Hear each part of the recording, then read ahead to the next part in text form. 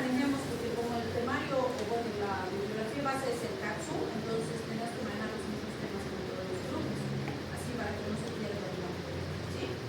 Entonces, en este capítulo, que es el 41, vamos a ver las características del funcionamiento del páncreas. Ustedes ya saben, porque estamos en fisiología, van a comprender las alteraciones del manejo de esas alteraciones o patologías, y nos vamos a enfocar mucho en el manejo de diabetes. Y van a ver que año que pasa tenemos más pacientes con diabetes, ¿no? Y tenemos además más tipos diferentes de diabetes, ¿no? Se han ampliado bastante los tipos de diabetes, y muchas veces pues antes manejábamos con diabetes tipo 2, por ejemplo, varios otros tipos, que no respondían bien y decíamos, ¿por qué el paciente no mejora, no se estabiliza su glicemia, no sé qué? Y eran otros elementos que hay que considerar, ¿sí? Entonces, ahora que ya tenemos un avance más amplio, vamos a ir viendo un poquito esas características. Entonces, fíjense, el páncreas, si nosotros hablamos del páncreas como glándula, un paciente estándar adulto normal tiene 1 millón de islotes de Langerhans en su páncreas. Y esos islotes contienen distintos tipos de células, y cada una de ellas produce distintos elementos. Por ejemplo, las alfa producen glucagón y proglucagón. Las beta producen insulina, peptidocetro, insulina y amilina. Las delta producen somatostatina. Las F o polipeptídicas producen polipéptido pancreático, y las G producen gastrina. De estas podríamos dividirlas en dos grandes bloques, por decirlo así, donde decimos la insulina, el glucagón y la amilina están relacionadas con todo lo que es el metabolismo energético para la célula, ¿sí? Y ellas, pues, por ejemplo, la insulina sabemos que controla el anabolismo y el almacenamiento. Cuando hay abundancia se encarga de guardar, ¿no? En cambio, el glucagón sabemos que es hiperglicemiante, pero moviliza las reservas. Entonces el glucagón trabaja cuando estamos más bien en ayuno, cuando estamos en deficiencia, cuando no hemos consumido alimentos, porque lo que hace es empezar a movilizar nuestras reservas para aportarnos azúcar, vamos a decir, cuando no hemos ingerido alimentos, y que la célula pueda seguir teniendo un aporte energético a pesar de que no hemos consumido alimentos, ¿sí?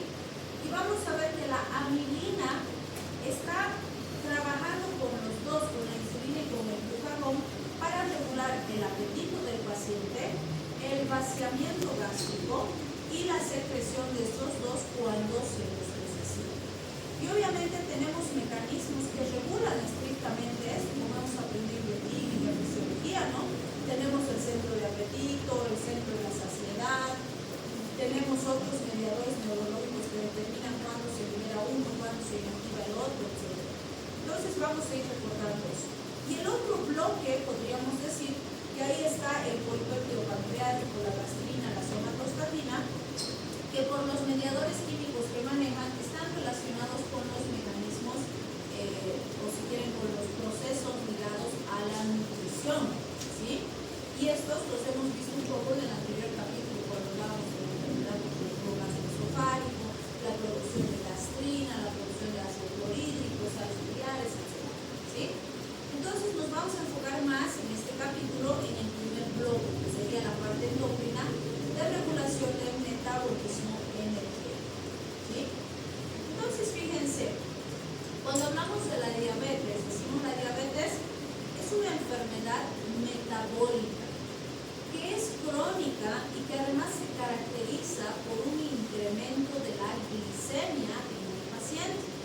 Y sabemos que la glicemia tiene un parámetro de normalidad importante. ¿Cuánto es lo normal de la glicemia? 60.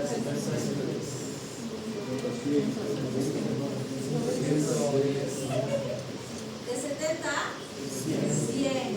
¿Sí? Sí había ciertas épocas que decía de 60 a 110, y van a ver que sí, en algunos hospitales siguen manejando ese parámetro, incluso en algunos laboratorios siguen manejando ese parámetro. Pero la razón por la que se ha hecho la modificación, ¿cuál es? Primero, que se veía que pacientes que tenían 60, que todavía se consideraba normal, ya tenían datos de hipoglicemia. Y recuerden que la hipoglicemia es tremendamente peligrosa porque se asocia a daño celular y daño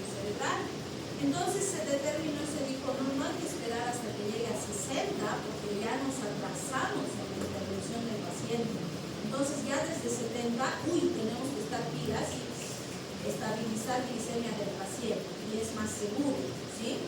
Y por otro lado también se vio que si esperábamos a que el paciente suba de 110 para empezar a intervenir y hacer un control adecuado del nivel glicémico, también estábamos empezando un poco tarde, porque había pacientitos con 110, que entre comillas era normal, que ya tenían signos de diabetes como acantosis líricas, había resistencia, había otros elementos, y estábamos empezando tarde por esa falsa seguridad de esos 10 entre 100 y 110. Entonces dicen mejor con 100 ya empezar a intervenir, modificar hábitos, vigilar el nivel de insulina, etcétera, etcétera, ¿sí? Entonces, por esa razón se ha hecho la modificación. Evidentemente, para hacer cambios en los centros hospitalarios y en algunos laboratorios es complejo, porque ustedes mismos se van a dar cuenta, por ejemplo, cuando hablábamos en fármaco 1 de hipertensión y decíamos que el 120-80 clásico lo seguimos escuchando en los hospitales. ¿Y se han dado cuenta de sus brotes ahora? Se sigue manejando 120-80, está normal. Pero no, eso ya está desactualizado. Ya tenemos que empezar a trabajar con los valores que son actuales. ¿Por qué? Porque tiene una razón por la que se han hecho esas modificaciones, ¿sí? Y lo mismo con estos laboratorios y con otros tratamientos. Entonces vamos a ir viendo y ustedes se van a dar cuenta que hay que irse actualizando, ¿sí? En nuestra área tenemos que actualizarnos y lamentablemente, sobre todo, no voy a decir todos, porque sí tenemos médicos viejitos que son unos capos, todo el tiempo están pero así pilas y actualizándose todo el tiempo. Pero hay coleguitas, que algunos mayorcitos y algunos jóvenes, que no les da las ganas de actualizarse. Y además es pecado mortal corregirse un error que tengan. No hay cómo se van a equivocar. Y si se equivocan, pues son humanos. Peor si no se actualizan, no saben pues. Entonces, es triste, pero sí es importante siempre estar actualizado, ¿sí? Todos nos podemos equivocar. Claro, si yo me equivoco y ustedes me corrigen, ¿por qué no voy a aceptar mi error si me he equivocado? Como hace rato, no, estoy de sueño y acá me salgo. Entonces, nos puede pasar, así se nos cruzan a veces los cables y sí nos podemos equivocar. Pero lo importante es que asumamos que nos hemos equivocado y corrijamos el error. Así vamos a crecer y vamos a ser mejores, ¿sí? Entonces sí tenemos que manejar parámetros más actualizados. Entonces ustedes saben ahora por qué se ha hecho esa modificación y no esperen que su paciente se pase de 110 para empezar a trabajar con el paciente para que tenga una mejor condición de salud, ¿sí? Ya con 100, ya pilas ustedes, a ver, veremos qué está comiendo, está haciendo actividad física, cómo está su peso. Empezaremos a tener hábitos más saludables, tal vez todavía no fármacos. Si podemos con estos cambiecitos mejorar su condición, maravilloso, pues no le damos fármacos, ¿sí? Pero si no, pues sí hay que reducir los fármacos, ¿sí? Bien, entonces fíjense, clásicamente hemos hablado de dos grandes grupos. Por ejemplo, cuando hablamos de este grupo decimos hay secreción ausente o inadecuada de insulina por el páncreas. Y ese sería nuestra diabetes de tipo 1, que es la conocida como insulino dependiente, porque ahí como el problema es insulina, ¿qué necesitamos? Darle insulina al paciente, ¿sí? Y la de tipo 2, que sería aquella en la que hay resistencia a la insulina, donde sí hay insulina, pero algo le ha pasado a la célula y no responde a la insulina, ¿sí? Entonces, fíjense, normalmente, ¿cuál es la función de la insulina en la célula?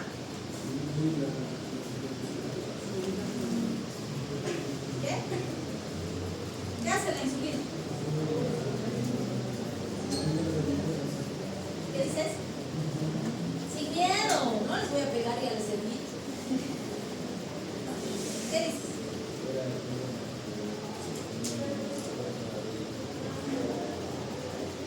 Cumple esa funcioncita de mozo, ¿no? Viene la insulina, está ahí la glicemia dando vueltas queriendo entrar y la insulina viene. Así ustedes. Y la glucosa. Se entra a la célula. Entonces,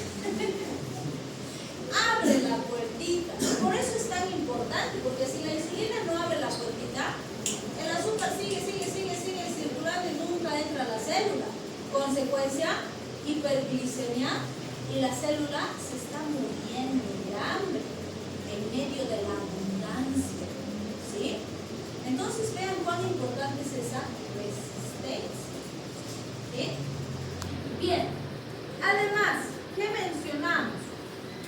Si nosotros hablamos de las 5 P's de la diabetes, ¿cuáles son? Ya de memoria saben ustedes, ¿cuáles son?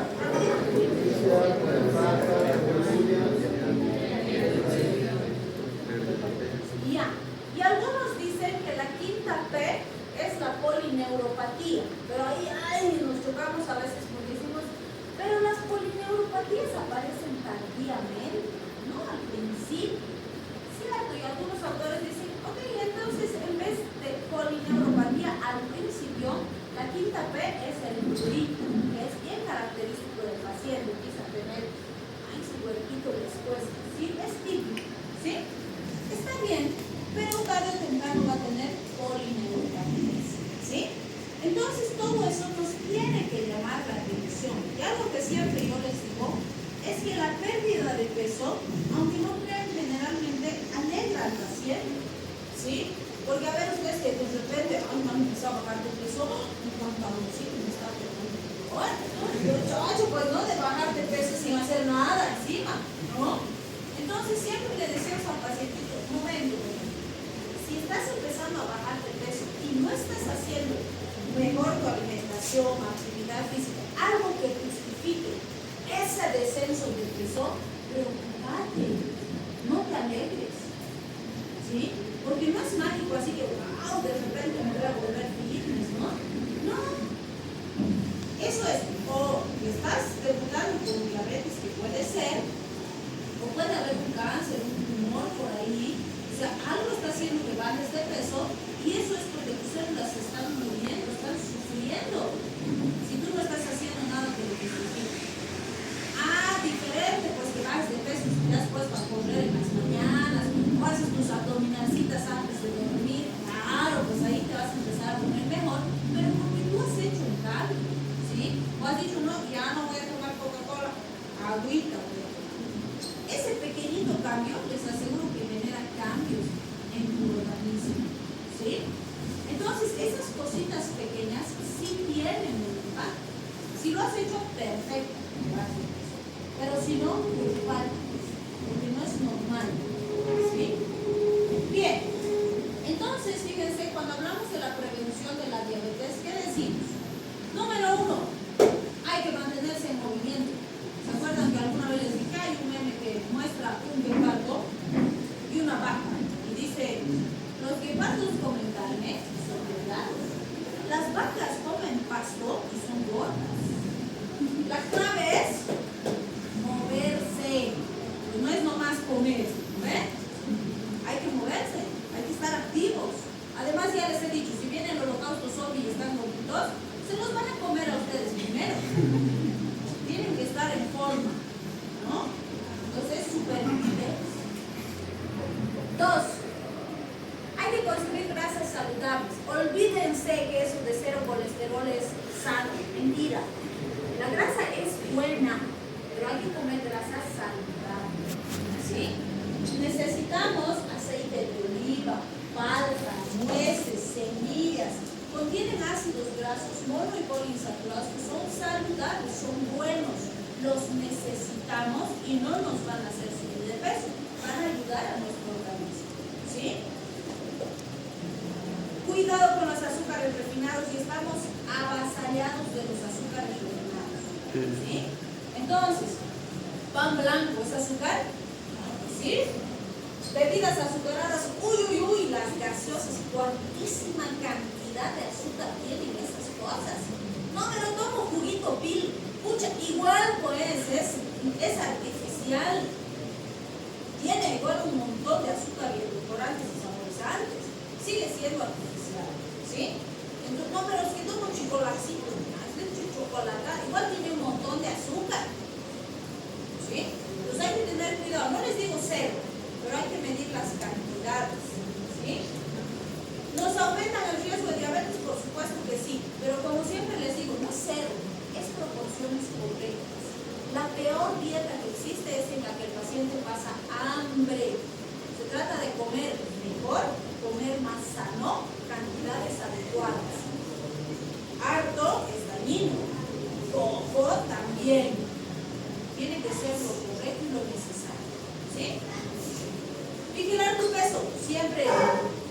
No para estar fitness, ya les he dicho, a algunos nos gusta nuestro rollo ahí, esa onda también, ¿no?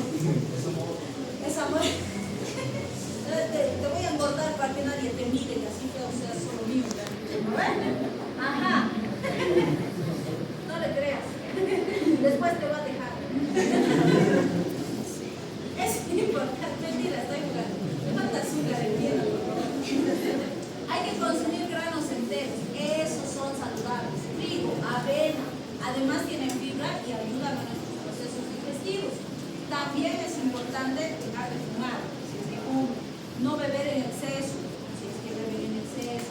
Entonces los hábitos saludables son claves, ¿sí? La siguiente, repasen criterios de ADA.